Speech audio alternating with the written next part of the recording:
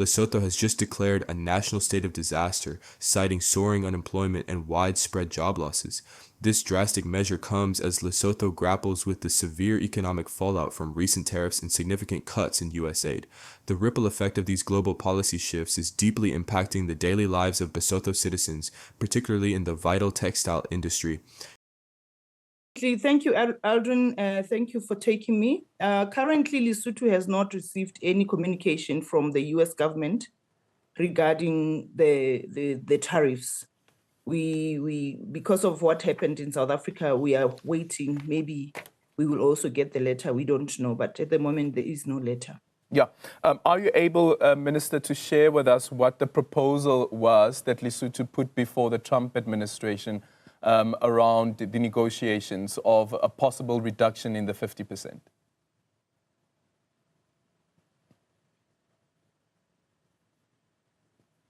Sorry, Minister, I hope that you are able to hear me. Minister Moorosi, are you able to hear me? I'm asking about whether Minister is Please able... come again. I'm asking whether Minister is able to share with us what Lesotho's proposal was to the Trump administration around the reduction of that 50% proposal tariff hike.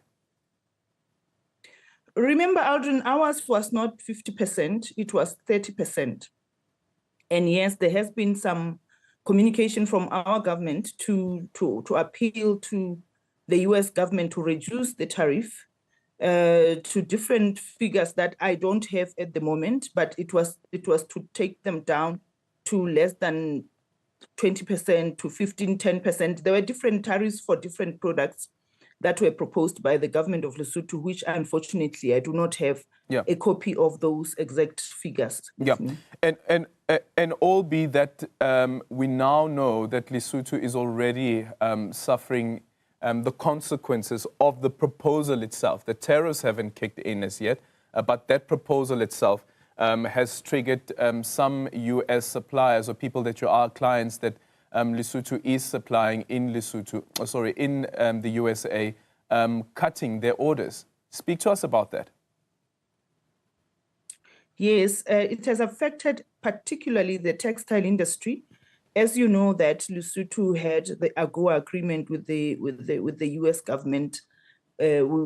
We were supplying a lot of our goods, the textile industry goods, to the U.S. government. I mean, to the U.S. market, and the tariffs has scared most of the investors who were making clothes in Lesotho. Now there has been some cut of jobs, which unfortunately also I don't have the exact figures, but we've seen some of the textile industry firms closing down with the fear of the same issue of tariffs.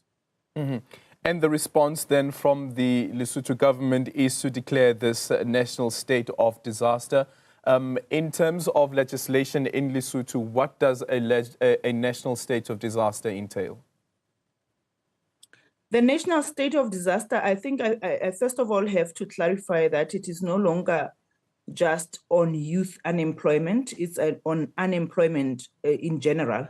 Initially, as I don't know how much you know of the background to this declaration, is that young people sort of expressed the need for unemployment to be given enough attention and to be declared as a national disaster. And initially, the thinking was that it would be a national disaster around youth unemployment, but now the cabinet has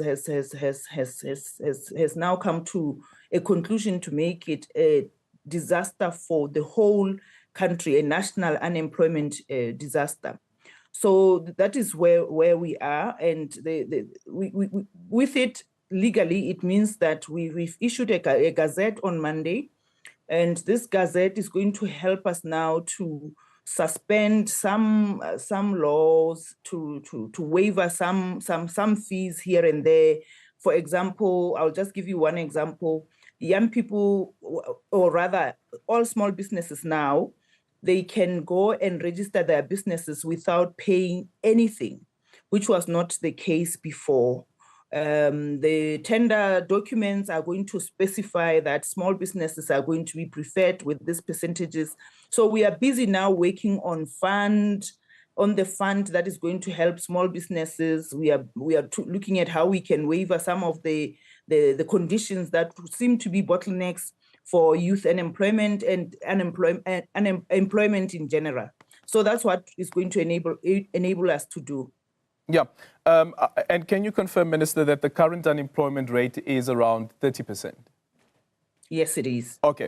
So with the current unemployment rate being at around 30%, have you done any scenario planning around what this could then be, what the unemployment rate could increase to once these tariffs do kick in?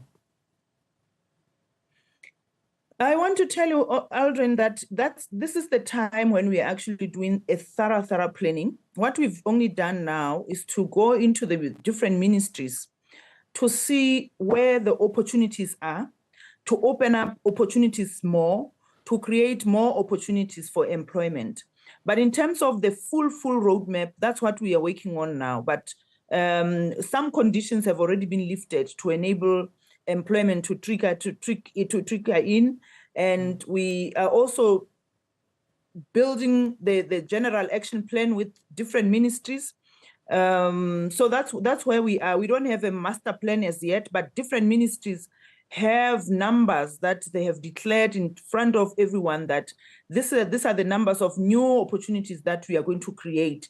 And that's what we are building a master plan with, and the roadmap and what's going to happen and what needs to happen. But I want to maybe emphasize that we actually want to see how we can maintain the textile industries as the government of Lesotho, even without the AGOA agreement, because it's important that we continue with that. We know that there are different countries are still lucrative markets. Even our neighbors here in South Africa, it is still a lucrative market that we are also looking into how we can produce for them.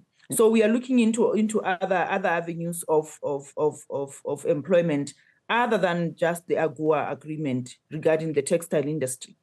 Do you fear at all, Minister, that this situation could become so dire that Lesotho would suffer a brain drain where your qualified, your talented people would want to leave the kingdom and find opportunities outside of the kingdom?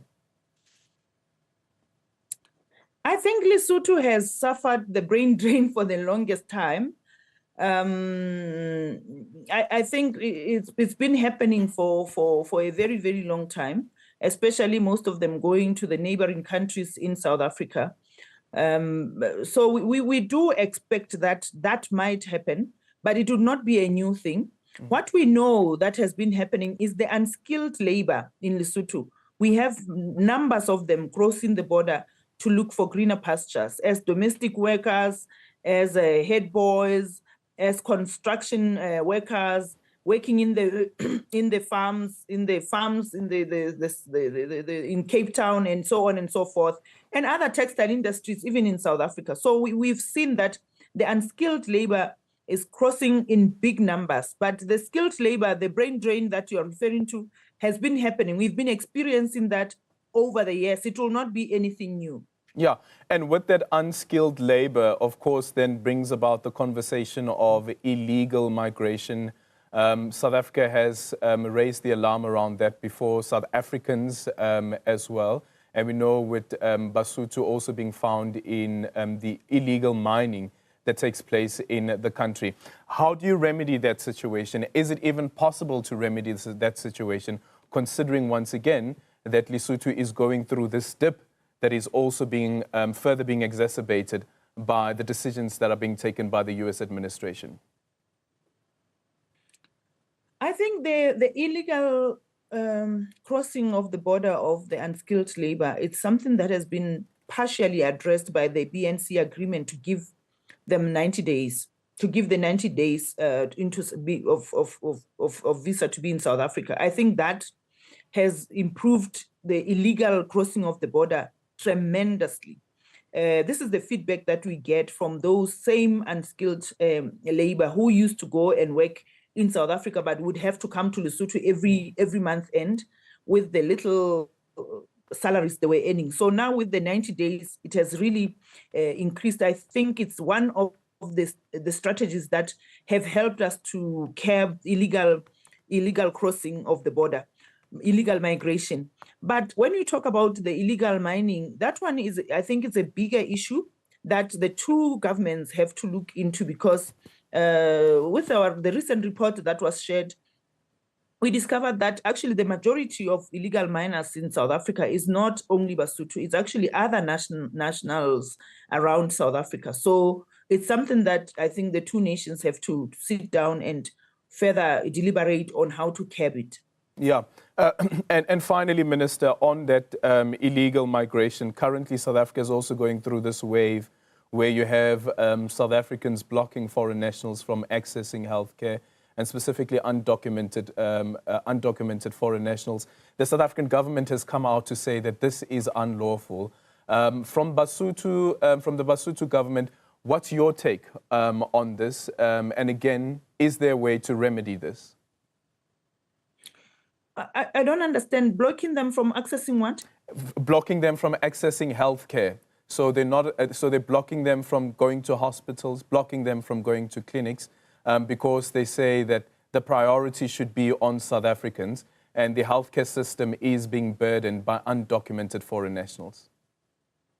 Oh, okay. No, I understand. I think this is something that the South African government has to pronounce itself clearly on, because though Basotho in big numbers would go to South Africa to access medical health care, all of that was paid for. It's not for free. It was paid for. The government of Lesotho used to pay for its patients, where it was for referrals like that. And individuals also go there to pay. So I think it's something that the government will have to clarify, so that we also, as the government in Lesotho, know how to act and what to do.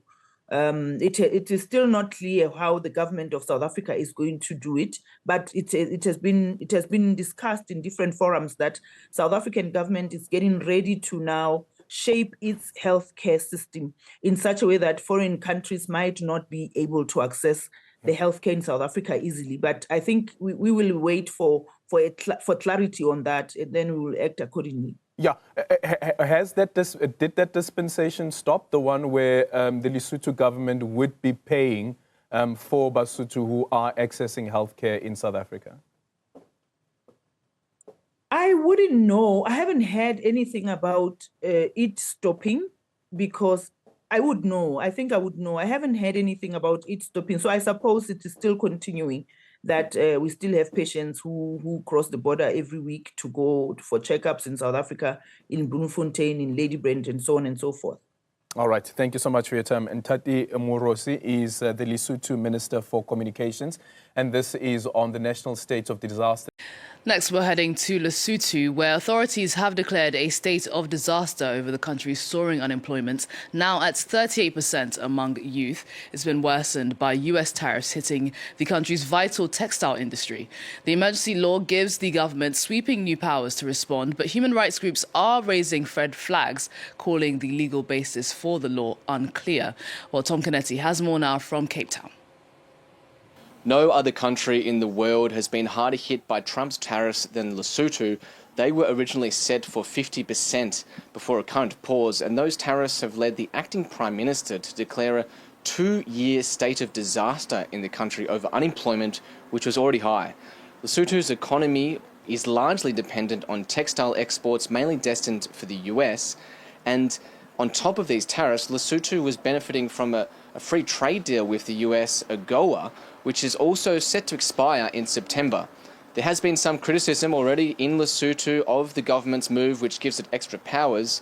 Advocacy group Advocates for the Supremacy of the Constitution says that it's constitutionally precarious, as it employs the 1997 Disasters Management Act, which was typically reserved for responses to natural disasters. It's not exactly clear what extra powers the government will have, but it is expected to be used to bypass parliamentary procedures to reallocate its budgets, to try to create more jobs. Good Day, and thank you for having me. I'm here at another factory, textile factory in Maseru. Here I can feel the aroma of fresh fabric around. This is a factory that serves as a lifeline for more than 1,000 individuals who rely on it for their livelihoods. And this factory produces finished clothing that is exported to various markets, including the United States of America. But uncertainty looms over the future of this factory and many others like this one. It's a global trade dynamics shift that is happening. The recent policies under the Trump administration, which have introduced tariffs and put a risk on programs like the Africa Growth and Opportunity Act, also known as AGOA. This could drastically affect many companies like these ones in Lesotho. And workers here are so anxious as the economic experts have predicted that if the current 90-day pause ends and a 50% tariff becomes a reality, exporting goods to the U.S. could be severely hindered.